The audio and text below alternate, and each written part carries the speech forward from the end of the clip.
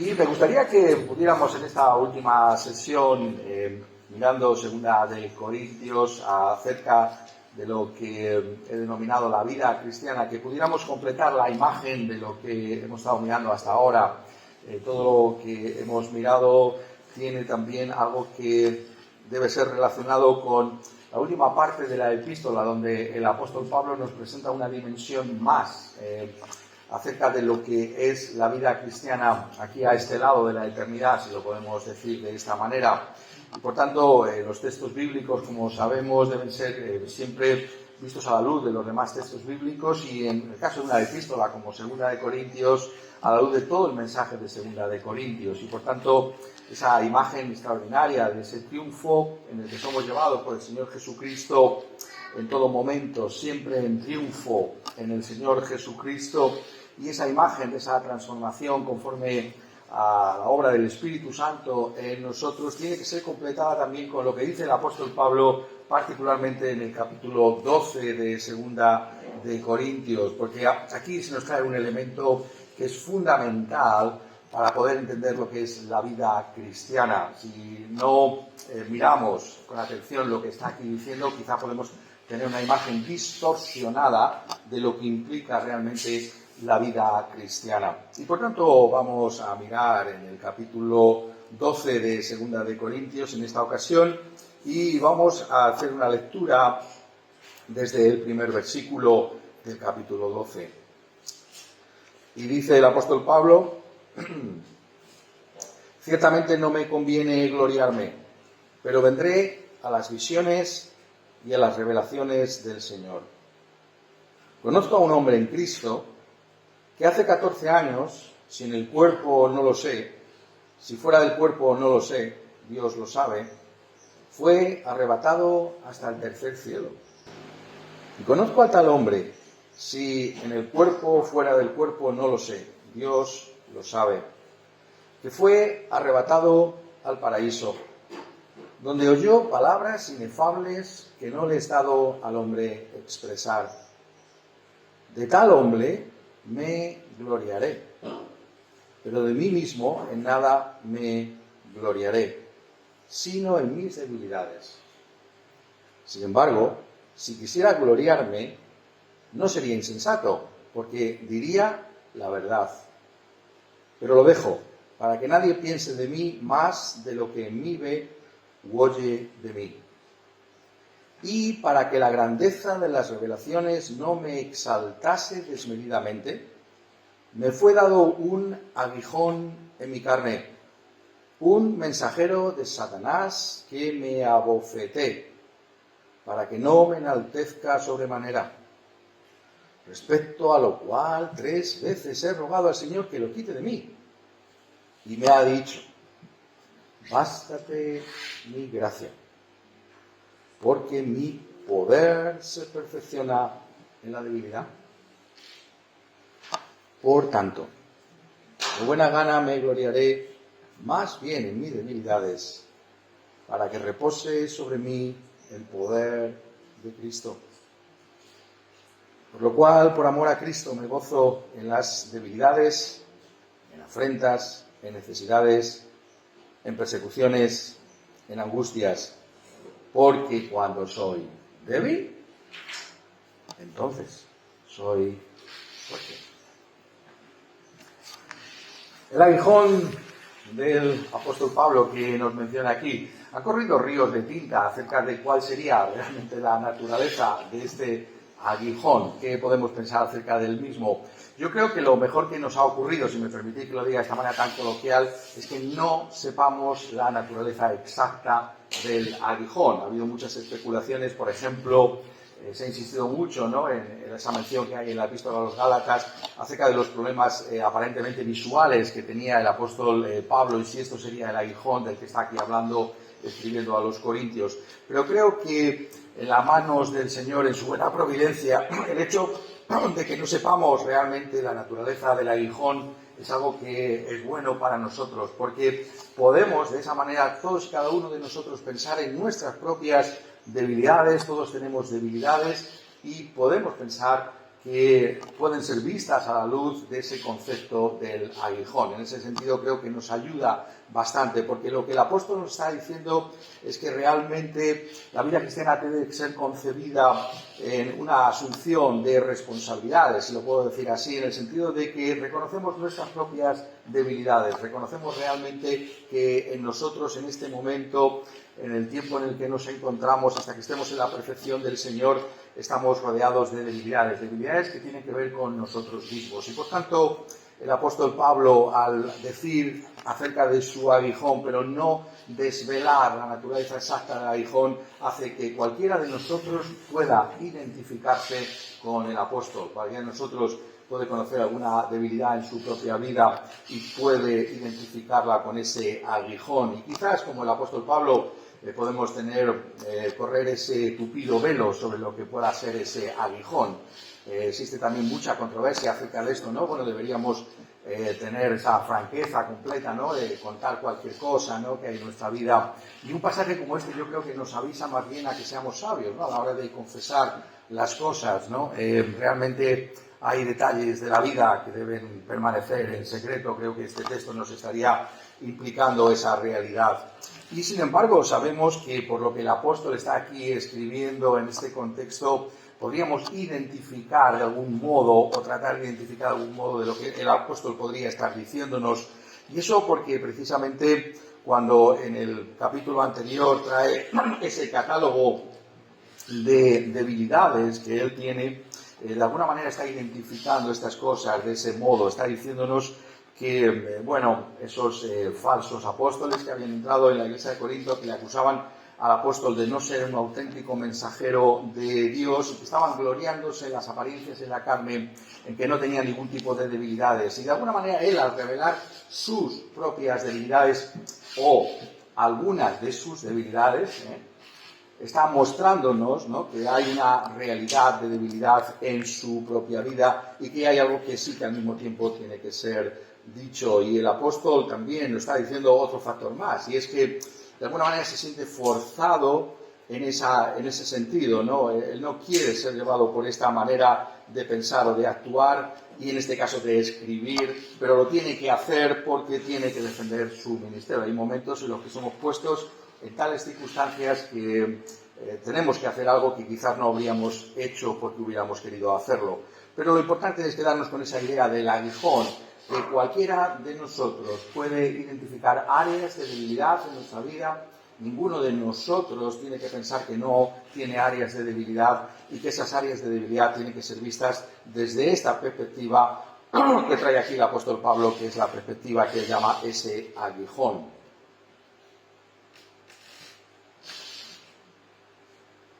Algo ciertamente doloroso, como la imagen que está usando, ¿no? Es algo que le incomoda.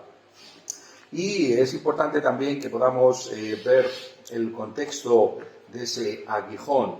El apóstol Pablo quiere que nos enteremos en qué contexto le fue dado ese aguijón, y eso también es importante para nosotros. Él está hablando en tercera persona de un hombre, pero es evidente que se está refiriendo a sí mismo. Es el apóstol Pablo el que ha recibido una serie de revelaciones y visiones de parte del Señor, que ha sido arrebatado hasta el tercer cielo, y allí ha oído palabras inefables, es decir, palabras tan sublimes, tan altas, tan gloriosas, que no se pueden expresar en términos humanos aquí a este lado de la eternidad. Son visiones extraordinarias que el apóstol ha recibido y que él está de alguna manera pues dejándolas, como se suele decir, caer, ¿no?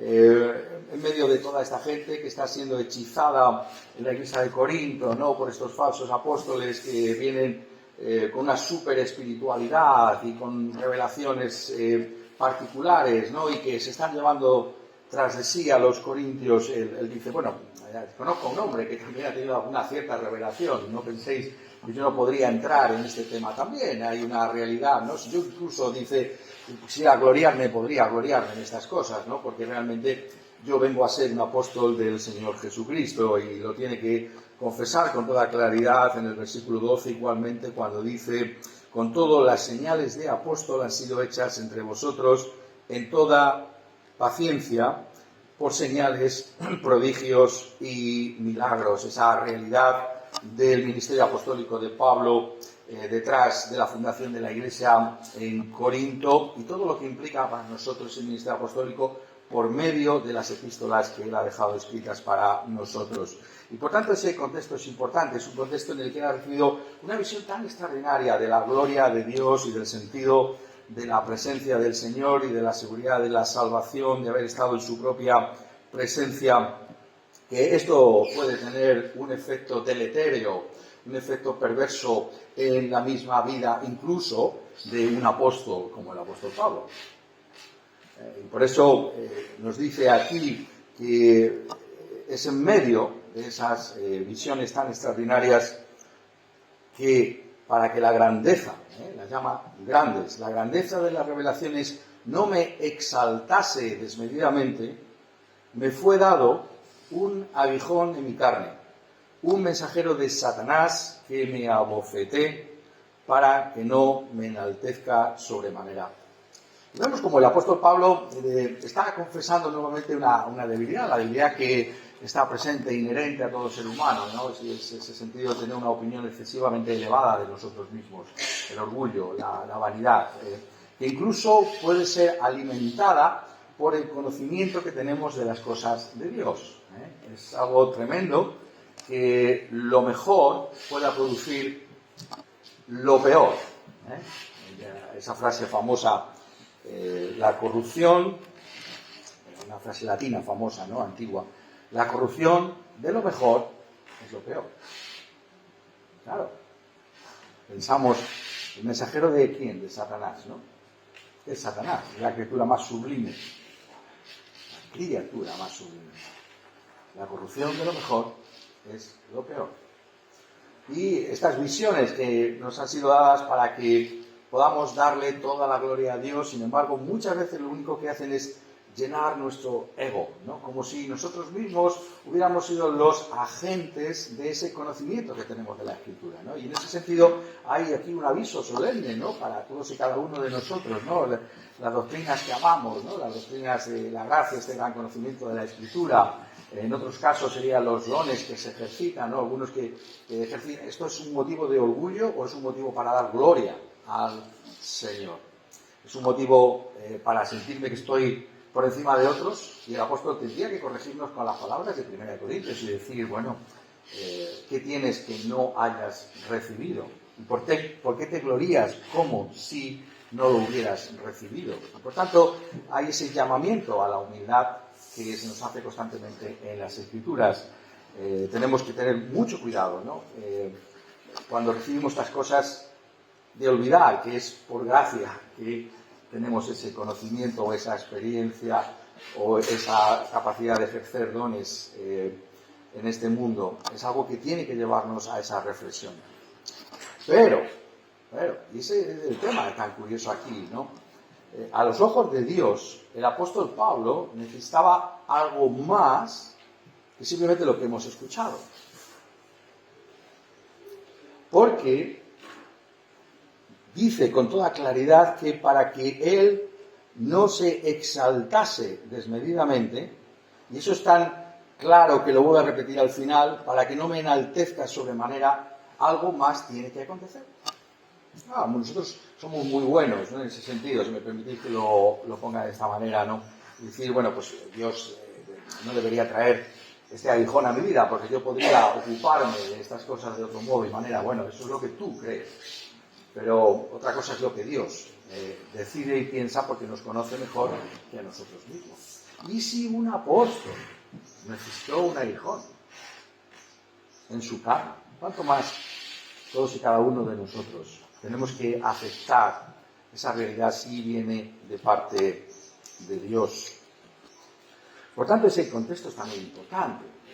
Darnos cuenta que Dios, si lo puedo poner ahora de otra manera, está más interesado en que reflejemos esa imagen de Cristo Jesús que en el conocimiento que podamos tener de cosas que son tremendas, son visiones extraordinarias, el paraíso mismo, pero que si no son puestas bajo la soberanía y dirección del Espíritu Santo en nuestra propia vida pueden dañarnos.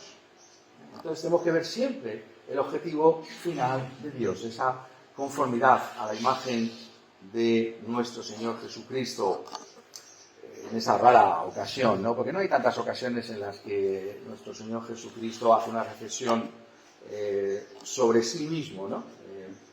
Siempre trae palabras hacia otros, pero Él dice en esa rara ocasión: aprended de mí, que soy manso y humilde de corazón. Una rara confesión del hombre más manso. Aprended de mí, que soy manso y humilde de corazón. Dios está más interesado en que seamos mansos y humildes de corazón, a imagen y semejanza del Señor Jesucristo, que en cualquier otra cosa. No es tanto lo que sabemos, sino si lo que sabemos nos ayuda a ser mansos y humildes de corazón, porque eso es lo que está detrás de la palabra gracia al final del día.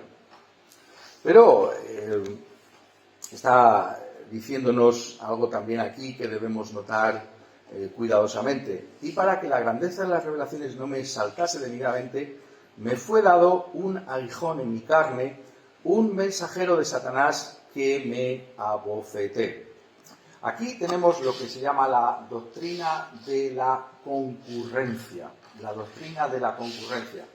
Solemos poner el énfasis en el mensajero de Satanás que me abofetea, pero antes de eso ha dicho: me ha sido dado. ¿Dado por quién? Por Dios.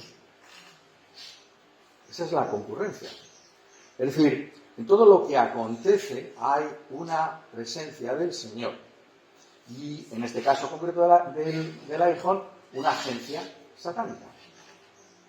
Y ambas cosas van juntas. Dice con toda claridad: me fue dado. Me fue dado. ¿Por quién? Por Dios. Un aguijón en mi carne. Un mensajero de Satanás que me abofeté. Es decir, por encima de las maquinaciones de Satanás, por encima de la inquina del ser humano, por encima de nosotros mismos, incluso Dios gobierna soberanamente. Y Él es el que decide las cosas. Y su decisión, citando en ese caso la confesión de fe, ¿no?, hace que las causas secundarias realmente tengan entidad y sean reales y ciertas. Es decir, la doctrina de la concurrencia no niega la maldad de Satanás. Y estas cosas van juntas. Tienen que ser mantenidas en tensión. No podemos enfatizar un aspecto y dejar a un lado otro. Ambos van juntos. Y para observar ese equilibrio bíblico tenemos que afirmar la doctrina de la concurrencia. Dios es soberano sobre todo y el hombre es responsable por sus actos. Satanás es, en este caso, responsable por su propia maldad. Y esto sabéis que es un tema que recorre en todas las páginas de la Escritura. En la conclusión de la vida de ese gran patriarca que fue José, dice, capítulo 50 y en el versículo 20, como el resumen realmente que se está haciendo aquí de toda su vida. Vosotros, le dice a sus hermanos, pensasteis mal contra mí. Lo pone, hoy diríamos de una manera muy caballerosa, fue más que pensar mal. Bueno, pensaron mal y actuaron peor todavía, ¿vale? Pero bueno, el texto, vosotros, hasta el final, un caballero José, vosotros pensasteis mal contra mí, mas Dios lo encaminó a bien, para hacer lo que vemos hoy, para mantener en vida a mucho pueblo. Ambas cosas son ciertas. La maldad de los hermanos, capaces incluso de entregarle, para que fuera vendido, ¿no?, como un esclavo en Egipto. Y sin embargo, detrás de todo, Dios en su providencia, actuando para que de una manera inopinada, de una manera asombrosa, el pueblo fuera preservado de morir de hambre. La doctrina de la concurrencia. Ambas cosas son ciertas, ambas cosas van de la mano.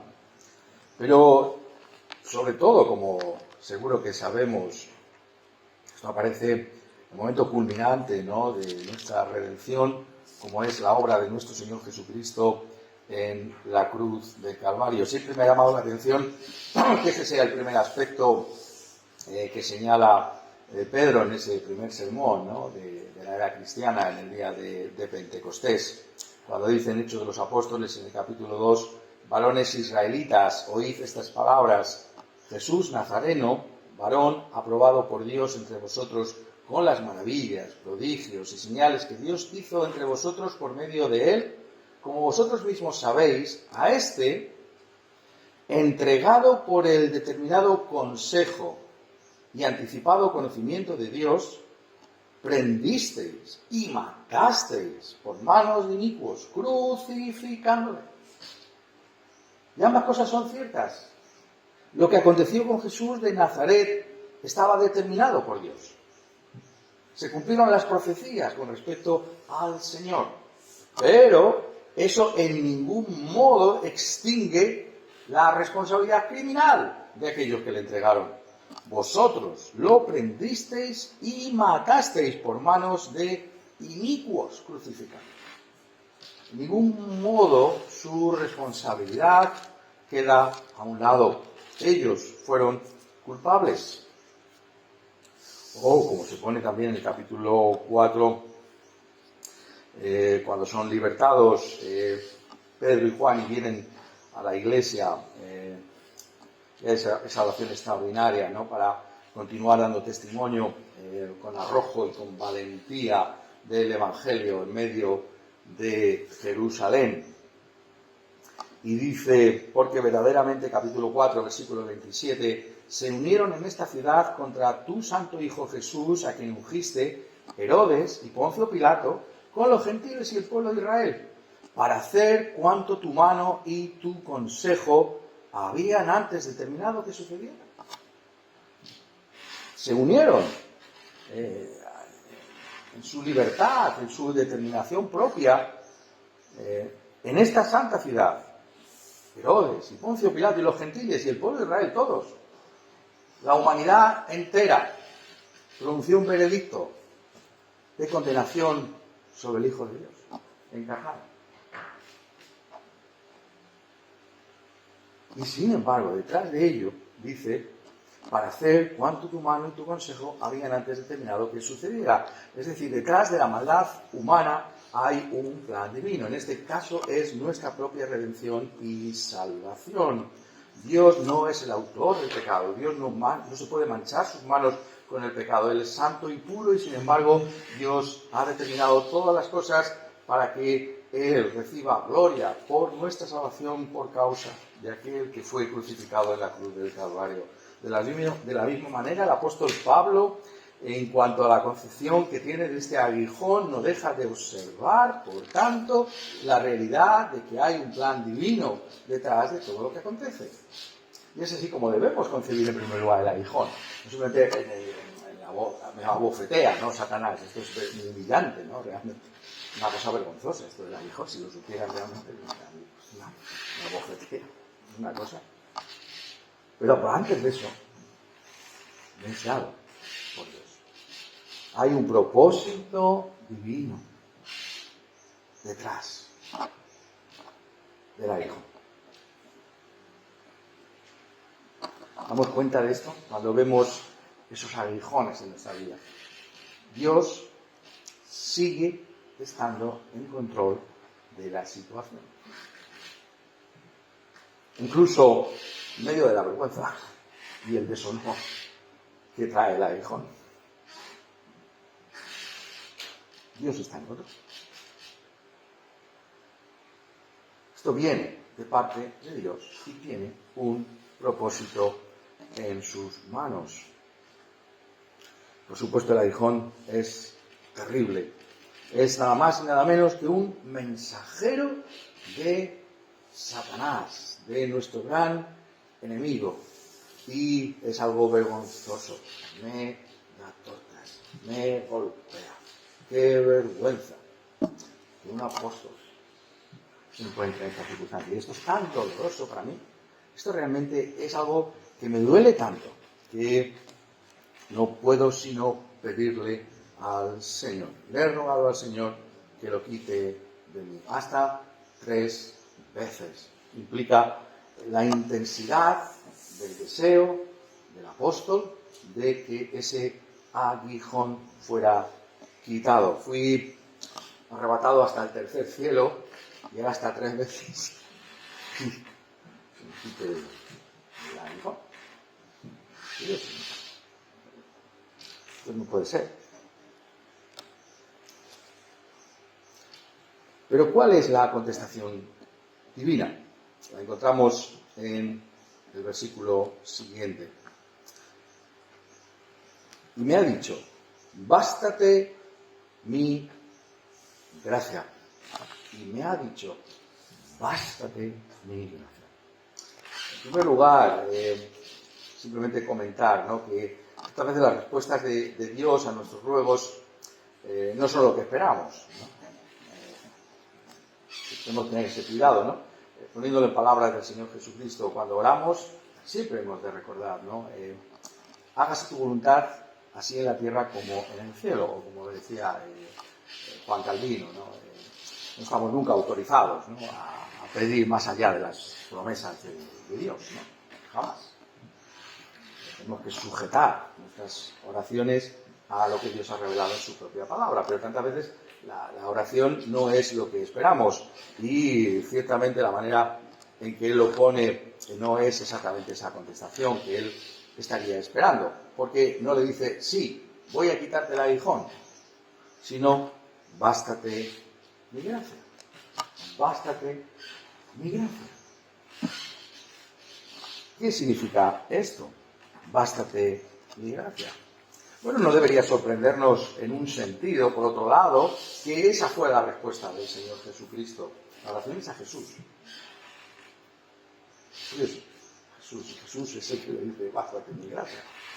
No nos puede sorprender. No nos puede sorprender porque sabemos que es todo por gracia. De principio a fin, ¿no?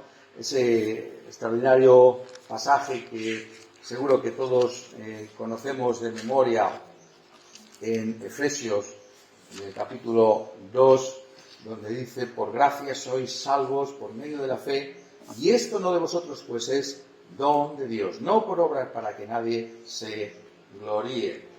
Entonces nos da alguna clave ahí. La salvación es por gracia.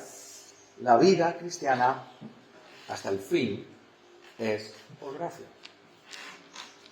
Todo es por gracia. No solamente que, Dios me salvó en su gracia, de una manera inmerecida. Él tomó la iniciativa y salvó a un culpable que no podía hacer nada por sí mismo y entregó a su Hijo Jesucristo por mí en aquella cruz y me salvó. Yo no merecía esa salvación, pero Él lo hizo. Eso es por gracia. Pero el resto de la vida cristiana es también por gracia. Vivimos por la gracia de Dios. No dejamos atrás la gracia cuando nos hemos convertido, sino que seguimos dependiendo de la gracia de Dios en todos los días, para todos los días de nuestra vida cristiana. Bástate mi gracia. Está confesando aquí la suficiencia de la gracia de Dios. ¿Qué es lo que necesitamos? Necesitamos que Dios muestre su gracia en nuestra vida. Por eso esas epístolas, ¿no?, del apóstol, su saludo más conocido, gracia y paz a vosotros. ¿Qué necesitamos? Gracia y paz a vosotros, ¿no? Y se nos puede iluminar, ¿no?, ese texto que tantas veces lo repetimos y ahora lo podemos ver de otra manera, porque lo repetimos tantas veces, pero ¿de dónde está sacado? De 2 Corintios capítulo 13. La gracia de nuestro Señor Jesucristo, el amor de Dios y la comunión del Espíritu Santo sean con todos vosotros. Y empieza la gracia de nuestro Señor Jesucristo. ¿Qué deseo yo para los corintios? Dice Pablo. La gracia. La gracia es lo que necesitas. La gracia es lo que yo necesito. Necesitamos la gracia de Dios. Siempre. No vamos a alcanzar ningún pedestal espiritual en el que podamos decir, ya no necesito la gracia de Dios. No, en todo momento tengo que recurrir a la gracia de Dios. Tengo que acudir humildemente y decir, Señor, si tú no me salvas, si tú no me haces bien, si tú no me apoyas en esta circunstancia en la que me encuentro, nada puedo hacer yo. No lo puedo sobrellevar por mí mismo. Necesito la gracia de Dios. Somos conscientes de lo que hace la gracia. Podríamos ver que realmente hay una profundidad en esa realidad, ¿no? Porque la gracia de Dios magnifica a nuestro Dios, muestra la gloria del ser divino y nos lleva a que podamos depender siempre de esa gracia. Pero ¿cómo funciona esa gracia? La afirmación, ¿no? Por gracia somos salvos, pero ¿cómo es esto operativo en nuestra vida? Porque digo eso porque Jesús mismo no solamente le dice bástate mi gracia, ¿vale? Sino que continúa, ¿no? Expande, ¿no? Explica, ¿no? que cómo esta gracia puede funcionar en la vida del apóstol y también en la nuestra. Bástate mi gracia, y ahí está, porque mi poder se perfecciona en la debilidad. El aguijón ha traído una debilidad, quizá insospechada para el apóstol, pero mi poder se perfecciona en la debilidad. La gracia de Dios tiene que ver con el poder de Dios. El poder de Dios. ¿Qué es el Evangelio? No me avergüenzo del Evangelio. ¿Por qué? Porque es un buen consejo de parte de Dios. Incluso de Dios, no de alguien. No. El Evangelio no es simplemente un buen consejo. El mejor de los consejos, ni siquiera. Es poder de Dios para salvación a todo aquel que cree. Lo que afirmamos es que Dios es un Dios de poder, que salva a las personas y las transforma. Creemos que Dios salva, y solo salva porque Él es el Dios de poder, el todopoderoso. Eso es lo que está diciéndonos. Y en la vida cristiana es exactamente igual. La gracia opera en el ámbito del poder de Dios, se manifiesta en el poder. Pablo, tú conociste y te estabas regocijando en el Evangelio. ¿Por qué? Porque es el poder de Dios. La gracia ha sido operativa en tu vida con el poder, ese mismo poder de Dios. ¿Qué poder es ese? ¿Qué magnitud podemos medir ese poder? Si preguntamos al mismo apóstol Pablo, ¿sabéis cuál es la respuesta? Es el mismo poder que levantó a nuestro Señor Jesucristo entre los muertos. Ese es el poder que está en tu vida y en la mía. ¿Somos conscientes de eso? Esa es la gracia, el poder. Poder de parte de Dios. Ahí está el recurso. Ahí está la realidad de la presencia de Dios en nuestra vida. Mi poder, dice, se perfecciona en la debilidad. Muy interesante, ¿no? Esa expresión, se perfecciona. Realmente podríamos traducirlo para entenderlo como alcanza su propósito o su objetivo en la debilidad. ¿Para qué es ese poder? Tiene un propósito Dios. Realmente el poder se manifiesta para algo. Alcanza el objetivo de Dios, que Dios tiene planeado en tu debilidad. Tiene que ver con la debilidad. ¿Por qué? Porque es en la debilidad donde se ve el poder de Dios. Es ahí donde se ve verdaderamente que Dios es nuestro Dios. Eso es lo que está diciendo. Y de algún modo lo ha manifestado anteriormente. Porque dice en el capítulo 4 y el versículo 7: pero tenemos este tesoro en vasos de barro para que la excelencia del poder sea de Dios y no de nosotros. Ese vaso de barro, esas debilidades. ¿Por qué? ¿Por qué está ese aguijón? Para que la excelencia del poder sea de Dios. Y se manifiesta la realidad de quién es Dios, este Dios de poder, en la realidad de nuestra propia debilidad. Eso es lo que está diciendo. Realmente este poder es como ese anillo al dedo, ¿no? Todavía me acuerdo, ¿no? Cuando nos íbamos a casar, mi mujer y yo, que vinieron, yo no, eso no me lo esperaba, ¿no? Vino alguien estábamos en casa de mi suegra, vino alguien a medirnos el dedo para el anillo, ¿no? Medían el dedo, ¿no? ¿Y por qué? Porque el anillo de boda encaja perfectamente. Tiene que encajar perfectamente, por lo menos, ¿no? Eso es lo que está la idea aquí. Es decir, el poder de Dios encaja perfectamente con tu debilidad. Está hecho, está diseñado para tu debilidad. ¿El qué? El poder de Dios. ¿Por qué? ¿Por qué es eso así? ¿Por qué es esto de esta manera? Dice, el poder se perfecciona la debilidad, por tanto, de buena gana me gloriaré más bien en mis debilidades para que repose sobre mí el poder de Cristo. Es decir, el apóstol comparte aquí con nosotros, con los corintios en primer lugar y ahora con nosotros, el entendimiento que tiene de ese poder de Dios. ¿Qué quiere decir la siguiente afirmación? Que es una conclusión que él saca de lo que le ha enseñado el Señor Jesucristo con respecto al aguijón. De buena gana me gloriaré.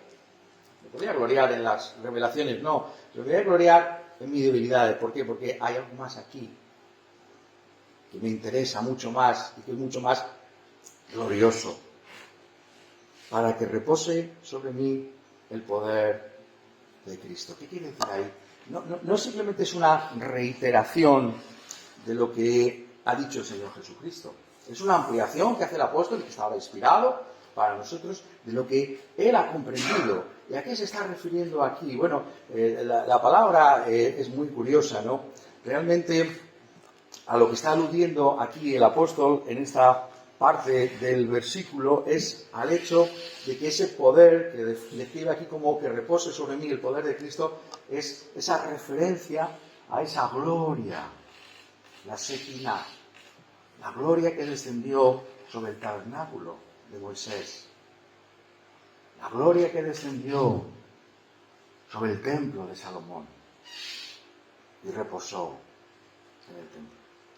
Esa estructura diseñada por Dios, dada a Moisés y a Salomón.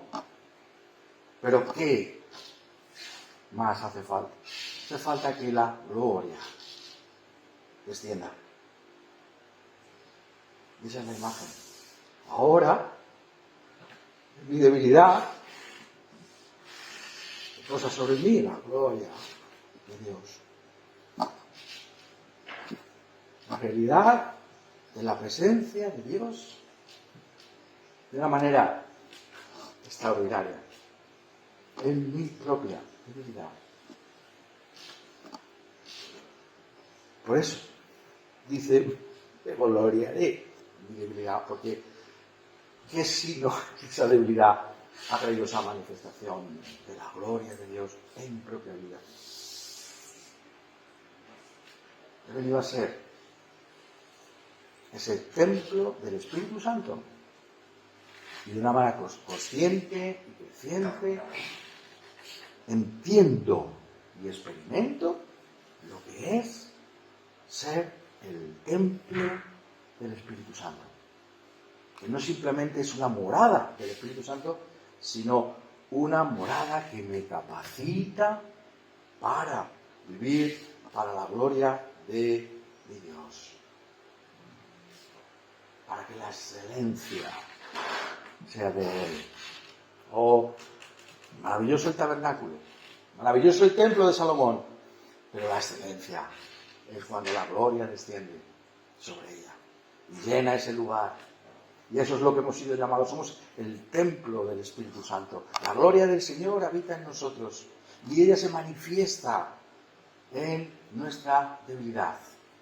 Se manifiesta en la realidad de lo que somos realmente hasta que alcancemos la eternidad. Ahí está el poder de Dios para sostenernos y sujetarnos y llevarnos en adelante para su propia gloria.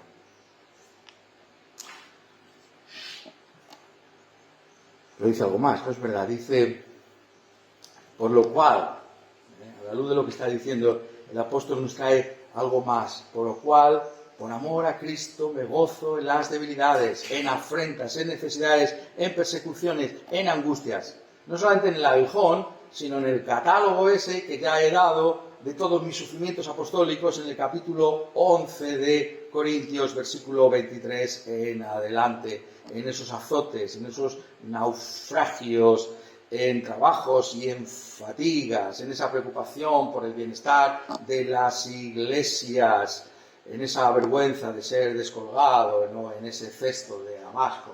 Me glorío y me gozo en todas estas cosas. Me gozo en las debilidades, en afrentas, en necesidades, en persecuciones, en angustias, porque cuando soy débil, entonces soy fuerte. ¿Qué es lo que encontramos aquí? Encontramos algo más, un matiz más. Y es importante para nosotros. El poder de Dios tiene que ver con la percepción espiritual de las cosas.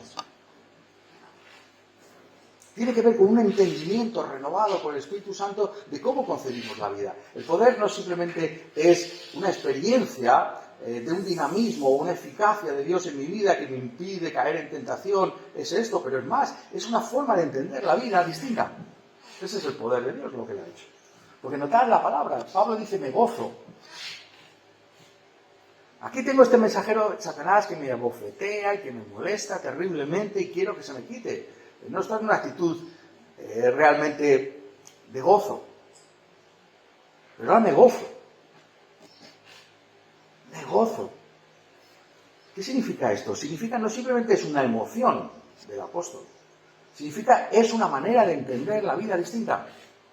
Por eso el énfasis en el gozo, que se trae constantemente en el Nuevo Testamento, que trae el apóstol Pablo y que tiene que ver con ese gozo en medio de la dificultad y de la prueba. ¿Cómo es posible, no? Que lo más profundo de un calabozo, allí en la ciudad de Filipos, eso le llama la atención a Lucas y es lo que menciona, ¿no? Allí estaban, ¿qué esperaríamos que se oyera? Dice, a medianoche cantaban himnos al Señor. El gozo del Señor es nuestra fortaleza. Regocijaos en el Señor siempre. Pero ¿esto qué es? Es un entendimiento espiritual. No solamente es una emoción que yo siento gozo en el Señor. Es que entiendo las cosas de otra manera, porque ¿cómo puedo gozarme con el aguijón? Hay una forma de entender la vida distinta. Ese es el poder de Dios. Si tú ves las cosas desde el punto de vista de la Escritura, ahí tienes el poder de Dios. Porque solo el poder de Dios te ha capacitado para ver las cosas de esta forma. Eso es lo que está diciendo. El poder de Dios está en mí y ahora entiendo que me gozo, me regocijo. ¿Cómo es posible? Cuidado, no está diciendo que se goza en los males en sí mismos considerados. Eso no es lo que enseña la Escritura. Hay que tener mucho cuidado con eso. No es un masoquista. No está diciendo el mal en sí mismo es algo que me gusta, ¿no? Dame un latigazo, dame dos. No está diciendo eso. No está diciendo eso. El entendimiento espiritual tiene que ver con el hecho de que él conoce ahora el propósito de Dios para su vida, para que repose sobre mí el poder de Cristo. Eso es lo que está diciendo. Hay un propósito divino que se puede articular en forma de ese poder de Dios, el poder de Cristo en mi vida. Esa gloria que está en el templo del Espíritu Santo y que es la Iglesia. Pero es algo más. Ese gozo Y esa realidad que confiesa aquí, cuando dice para que repose sobre mí el poder de Cristo, es el hecho de que lo que el apóstol está indicando es que el recurso para la vida cristiana es finalmente Dios mismo. Dios mismo. No es lo que Dios nos da lo que necesitamos, es Dios mismo.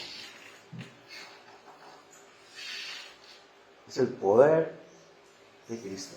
Es Cristo mismo. El fin de todas las cosas es Dios mismo. Dios es el recurso. Dios es el poder. El poder que está operativo en la persona de nuestro Señor Jesucristo a favor de la Iglesia. Y ahora podemos entender cómo somos llevados en triunfo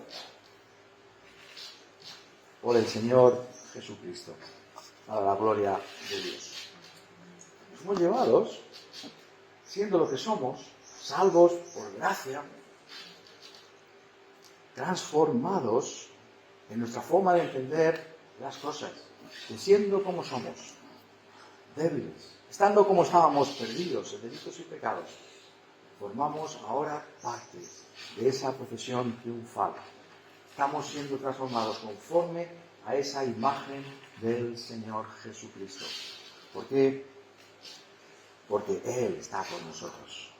Porque Él nos ha traído su poder y su gloria a nuestra propia vida. Porque realmente lo que hemos recibido de Dios es Dios mismo en el Señor Jesucristo. Es así. Por tanto, ¿cómo vivimos la vida cristiana? Dios es todo lo que necesitamos. Y eso es lo que se nos ofrece en el Evangelio. Dios mismo. Estar centrados en Él. Todo está en Él, en Cristo Jesús, abundantemente, para toda su iglesia, para todo su pueblo. Que así sea, conforme a su promesa, y todos nosotros. Amén. Amén.